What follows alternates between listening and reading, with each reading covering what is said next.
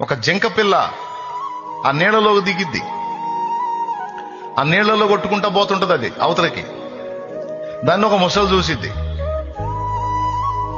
ఆ ముసలి చూసి ఆ పిల్లని మింగేయడానికి వస్తా ఉంటది.